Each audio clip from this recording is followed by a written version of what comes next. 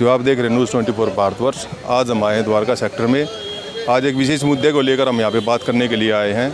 हमारे जो school cab के ड्राइवर भाई हैं उनको काफ़ी दिक्कतों का सामना करना पड़ रहा है और अब ट्रांसपोर्ट डिपार्टमेंट द्वारा उनके ऊपर बड़े भारी भरकम जुर्माने लगाए जा रहे हैं, चालान किए जा रहे हैं, जिसको लेकर आज पूरे दिल्ली प्रदेश में सांकेतिक हड़ताल का आयोजन किया गया है ड्राइवर भाइयों के द्वारा।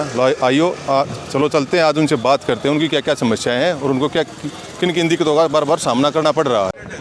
आइए बात करते हैं ड्राइवर भाइयों से, जो हमारे स्कूल के भी ड्राइवर भाई हैं, इन्हें किन किन दिक्कतों का सामना हो रहा है और इनकी क्या क्या परेशानियाँ हैं। नमस्कार सर। नमस्कार। मैं सबसे पहले न्यूज़ 24 का बड़ा शुभ आभारी हूँ कि आज आप हमारे बीच में आए और हमारी समस्याओं को लेकर के आप विचारधारा करें इसमें। दरअसल इस 2 साल के पेंडेमिक के दौर के बीच में बड़ी मुश्किल से हमारे ड्राइवर भाई दोबारा गाड़ी जैसे तैसे स्कूल को स्टार्ट किया।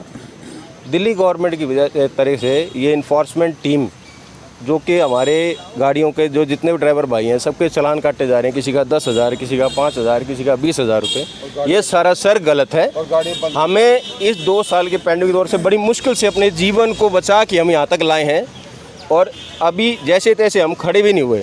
देखिए सर, बात करें 2 साल के पेंडेमिक दौर की, उस दौरान तो पूरा देश आहत हुआ है, लेकिन क्या सरकार ने आप लोगों को इसमें कोई सुविधा या कोई डिस्काउंट या जैसे टैक्स माफ़ किया हो या ऐसी कोई आपकी भी कुछ रिबेट मिली या नहीं मिली आज तक? देखिए, टैक्स के रूप में आप बात करते हैं तो आज आपको मैं बताऊं कि डीम्स के तौर पे पूरे 3 साल का हमारे से पूरा चार्ज लिया जा रहा है, पूरा पैसा लिया जा रहा है। आज कोई भी ड्राइवर भाई को आप उठाइए, 18,000, 20,000, 25,000, 26,000 के रूप में वो फिटनेस करा के आ रहा है और 25-24 हज़ार रुपये की इंश्योरेंस।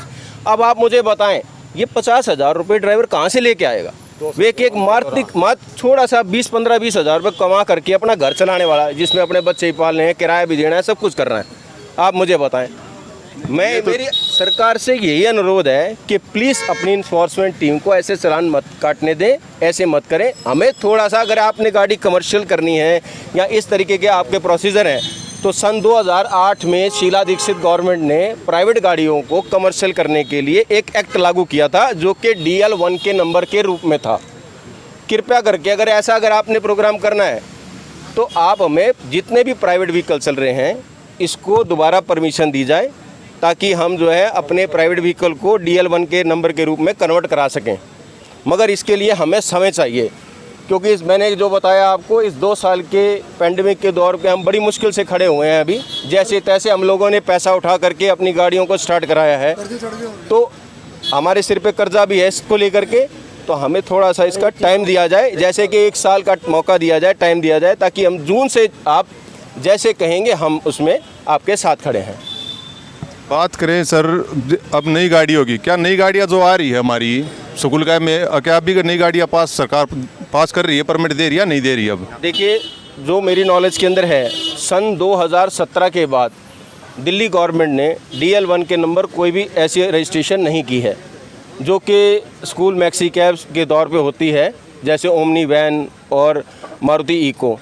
ऐसी गाड़ियां अभी तक रजिस्ट्रेशन में, उसके बाद इन्होंने बंद कर दिया, उसके बाद इन्होंने कोई परमिट नहीं दिया।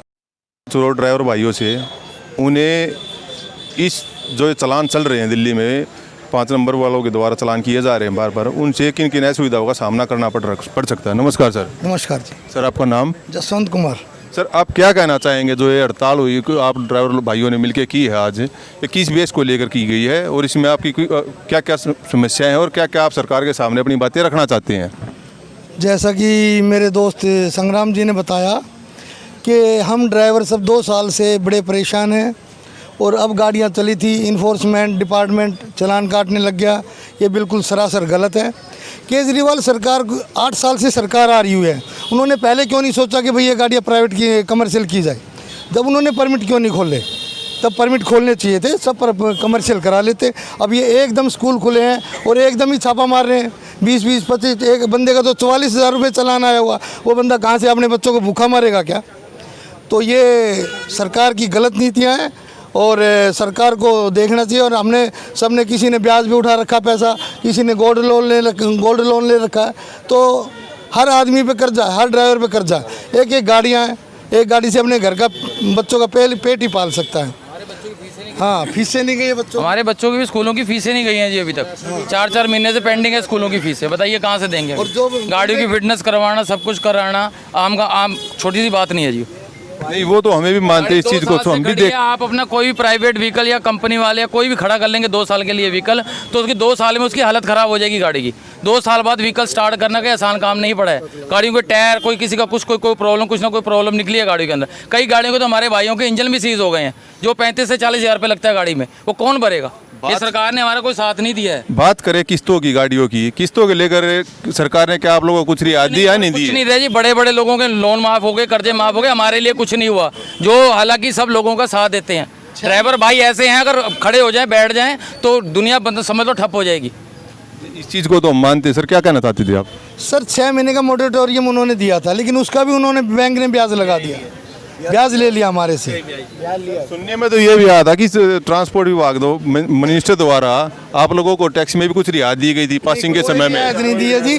डिम्स का हमारे से पूरे 2-2.5 साल का पैसा हम खुद भर के आए हैं। मैं 22,000 रुपये में DL1 के फिटनेस करवा के लाया हूँ। एक चीज़ और भी है साहब, ऐसा है कि ये जब कोरोना से पहले मैंने अपनी गाड़ी पास कराई थी, अब ये 2 साल जो उन्होंने पासिंग दी थी वो 2 साल मेरे ख़राब हो गए। जो 25,000 मैंने लगाए वो बिल्कुल ख़राब हो गए कि गाड़ी चली नहीं, लेकिन अब दोबारा गाड़ी पास करानी पड़ी। लेकिन जो 2 साल के 25,000 मैंने भरे उसकी तो कोई रिपेट नहीं है हमारे को। जैसे कई भाई लोग हैं जिनकी 1 के नंबर गाड़ी है, जिन्होंने पास कराई थी कोरोना से पहले उनको कोई रिपेट थोड़ी मिली है, कुछ भी नहीं मिला उनको। वो खड़ी उनकी टाइम पीरियड ख़त्म हो गया, टाइम पीरियड ख़त्म हो गया भाई साहब उसका। ये एक बड़ा सवाल है दिल्ली सरकार के ऊपर कि उन्होंने खड़ी गाड़ियों का भी इनसे ड्राइवर भाई से चार्ज लिया गया है। लिया गया सर, बिल्कुल लिया गया जी। और इसके अलावा सर आप कुछ और कहना चाहते हैं इस बारे में कि भाई सरकार आपको क्या रियायत दे, या इन्फोर्समेंट डिपार्टमेंट ये जो चालान कर रहे हैं गलत कर रहे हैं या सही कर रहे हैं? बिल्कुल गलत कर रहे हैं जी, बिल्कुल गलत कर रहे हैं। और DL1 के का परमिट खोलें ताकि 6 महीने का हमें टाइम दें कि हम अपनी गाड़ियाँ पास कराएं ज़्यादा से ज़्यादा। एक बाइक का चलान हो ये देखिए 44,000 का, ये देखो जी। अब बताओ ये बाइक का चलान है 44,000 का, कहाँ से भर देगा ये? एक बाइक का दे रखा है कोर्ट का चलान, वैसे उसमें अमाउंट नहीं भर रखा। ये भी कम से कम 20,000 का चलान होगा, पैसे कहाँ से लाएं? अब 1 महीना हुआ है स्कूल खुले को। अप्रैल में स्कूल खुला था, उसके बाद 2 महीने की छुट्टियां हो गई, अब स्कूल खुला है। अब ये 30 दिन के अंदर अभी कैसे करेंगे बताइए? या तो हमारे पास टाइम दिया जाए, कुछ भी करा जाए सर। 1 महीने में कुछ नहीं कर सकते। 1 महीने में तो हमारे कर्जे नहीं उतर रहे। आपके माध्यम से मैं कहना चाहूँगा, अपनी गाड़ी उसमें जितनी हमारी फीस आई 1 महीने की बच्चों की, उतनी तो हमने सारी अपनी गाड़ी ठीक कराने में लगा दी। हमारे पास बच्चा क्या है, कर्जा सिर्फ ऐसे चढ़ा हुआ है। आपके माध्यम से मैं एक चीज़ और कहना चाहूँगा। इस 2 साल के पैंडेमिक के दौर पे दिल्ली गवर्नमेंट ने जितने भी सन 2000 एक्ट में मैंने 8 में बताया, जब ये शीला दीक्षित की गवर्नमेंट थी तो DL1 के नंबर इशू करे थे। इस टोटल परमिट जो कंडीशन थी 10,000 परमिट निकाले गए थे, जिसमें से तकरीबन मेरे जहाँ तक आंकड़ा कहता है करीबन 6,000 गाड़ी डैमेज के तौर पे कट चुकी है, जो कि 15 साल वैलिड के रूप में ख़त्म हो चुकी थी, एक्सपायर हो चुकी है, जो कि ड्राइवर भाइयों ने वो गाड़ी कटवाई। इस कंडीशन में आप मुझे बताएं, वे ड्राइवर भाई सारे हम सब प्राइवेट गाड़ी को ना लाते जब तक आपने कोई परमिट ऐसा खोला नहीं हुआ, तो हमारे पास कोई और चारा नहीं है ना। हमारे पास तो प्राइवेट व्हीकल के सिवा और कोई अल्टरनेटिव ही नहीं है, कोई आपने व्हीकल नहीं दे रखा। ये गवर्नमेंट की नीतियाँ ख़राब हैं। इसको हमारा आपसे यही अनुरोध है कि प्लीज़ अगर यदि आप ये चाहते हैं कि ड्राइवर भाई सारे अपना खुशी तरीके से काम कर सकें, तो प्लीज़ आप पुरानी गाड़ियों जो प्राइवेट व्हीकल्स हैं उनका DL1 के रजिस्ट्रेशन खोलिए और हमें 1 साल का टाइम दीजिए ताकि हम समझ सकें। जो ड्राइवर भाई अभी जैसे तैसे अरेंज करके गाड़ी चला रहे हैं, पैसा उठा कर लाए हैं, उनकी किस्तें भी बनी हुई हैं, वे भी दे सकें।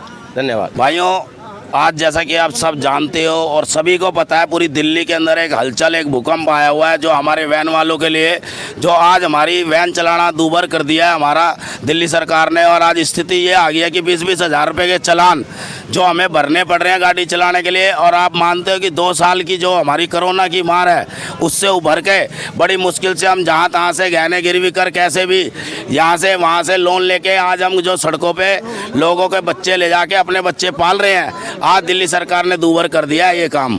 और हमारा उनसे अनुरोध है कि किसी भी तरीके से या तो हमें इस तरीके की कोई गारंटी दी जाए कि हम कुछ महीने की 200, 400, 500 रुपये फीस जो हमारी पड़ती है उसके आधार पे पूरे साल की 2 4-5 हज़ार रुपये, इससे ज़्यादा हमारी औकात भी नहीं है 2-4-5 हज़ार से देने की।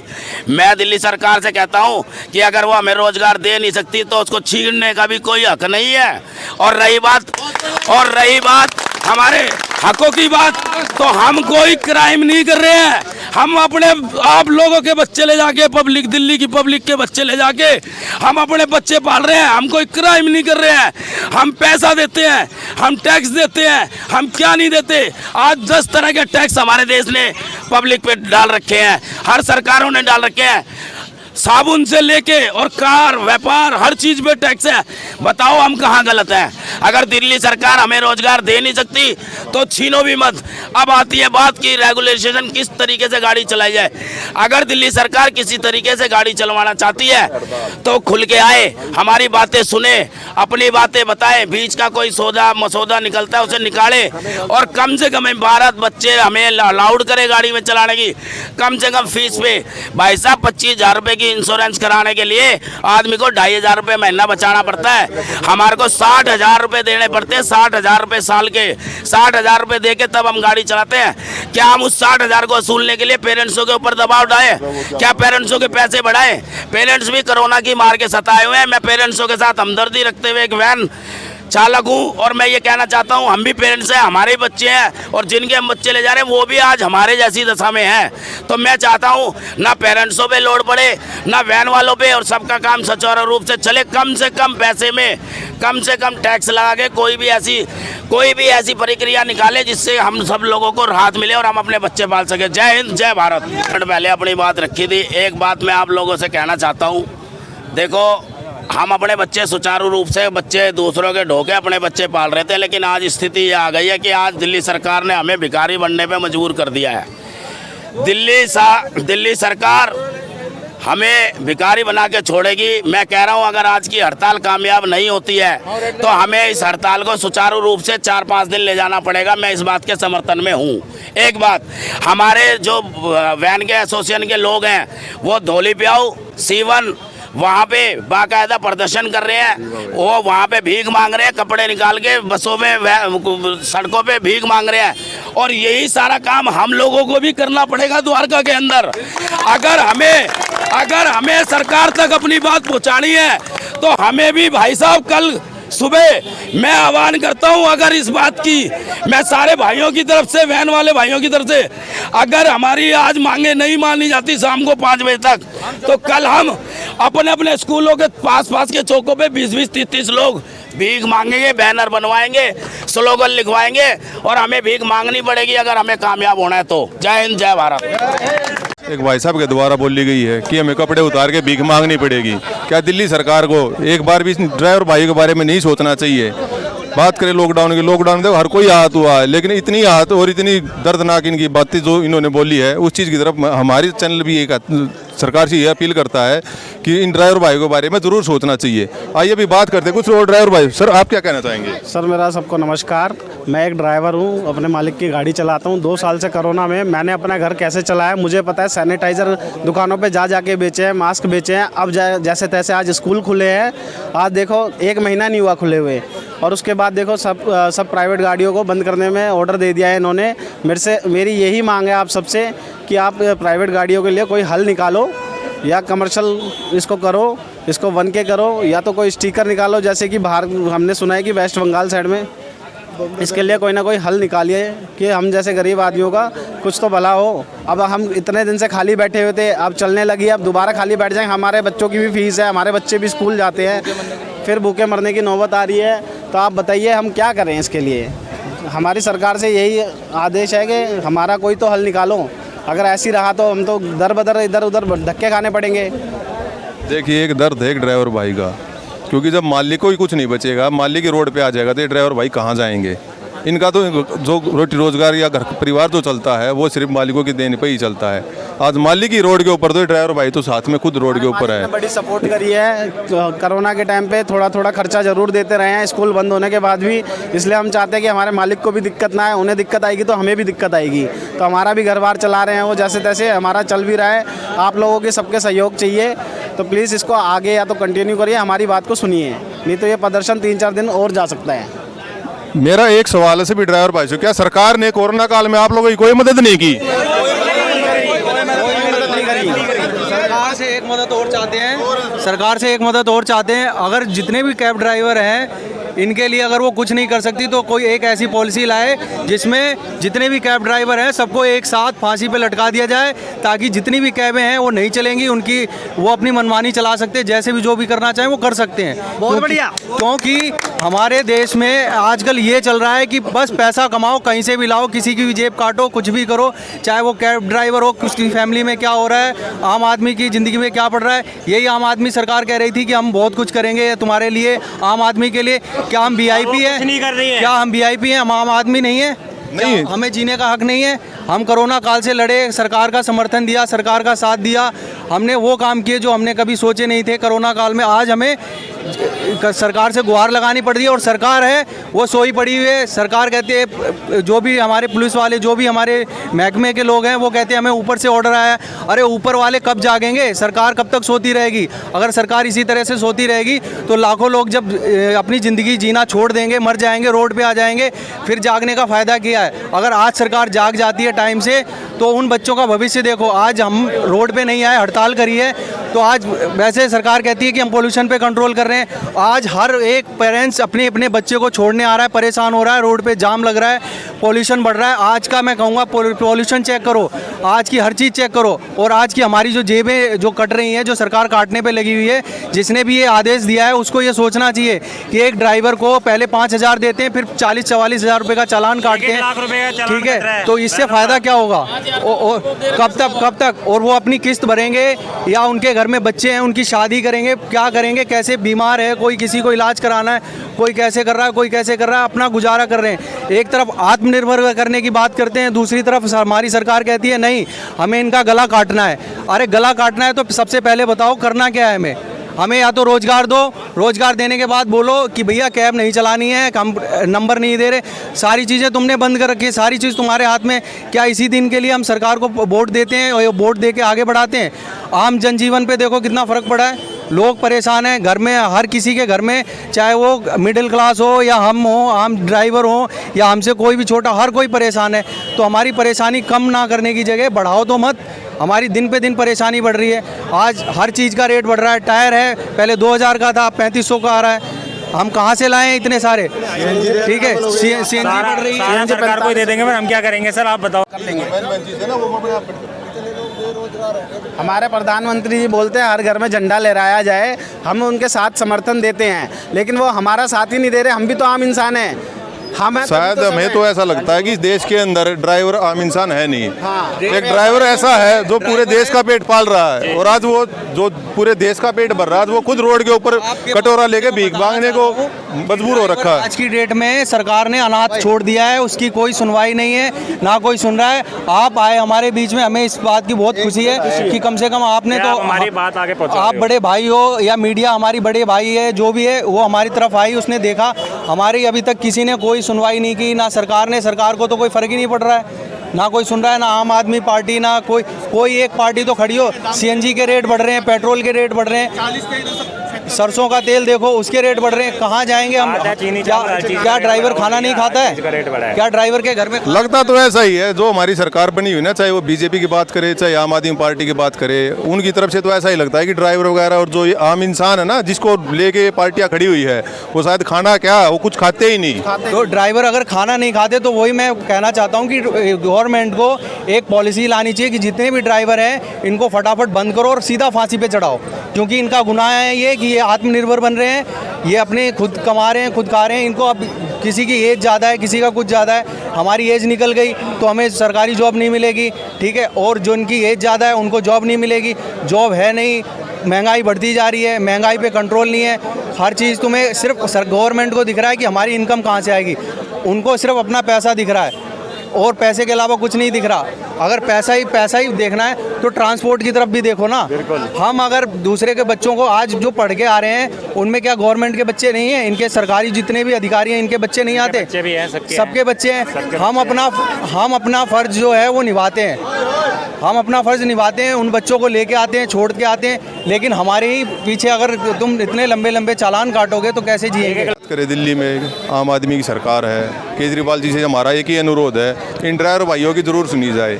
जब सरकार इनको नए परमिट नहीं दे सकती तो इन बच्चों को किस गाड़ियों में लेके जाएंगे? एक बड़ा सवाल हमारा दिल्ली सरकार से, या तो इनको नए परमिट इशू किए जाए और जो इनके बारे में इनको ज़रूर रियायत ज़रूर देनी चाहिए, क्योंकि सरकार ने हर किसी को रियायत दी है। बसों में लेडीज़ें फ्री कर दी, EWS वाले जो इनकम का जो गरीब आदमी है उनका आना जाना फ्री कर दिया, काफ़ी रियायतें दे दी सरकार ने। तो क्या इन ड्राइवर भाइयों के लिए रियायत नहीं बनती सरकार की? क्या इनका परिवार नहीं है, इनके बच्चे नहीं है? क्या अगर ऐसे ही ये रोड पे रहे तो आने वाले टाइम में भुखमरी बढ़ेगी, घटेगी नहीं? मेरा सरकार से एक ही अनुरोध है कि इन ड्राइवर भाइयों की बातों को ज़रूर सुना जाए और जो देश के भविष्य का, मानते हैं गलती हो जाती है भाई, गाड़ियों में एक्सीडेंट भी होते हैं, मिस हैपनिंग भी हो जाती है, लेकिन कोई भी ड्राइवर ऐसा नहीं है जो जानबूझ के करता होगा। गलती सही होता है, वो हम मानते हैं इस चीज़ को, लेकिन सरकार को इनके साथ ऐसा निर्दयी व्यवहार बिल्कुल नहीं करना चाहिए। मेरे चैनल से एक अनुरोध है सरकार से कि भाई इनके बारे में ज़रूर सोचा जाए और इनकी बातों को हाई प्रायोरिटी पे लेके और जल्दी से जल्दी इनका समाधान निकाला जाए। धन्यवाद।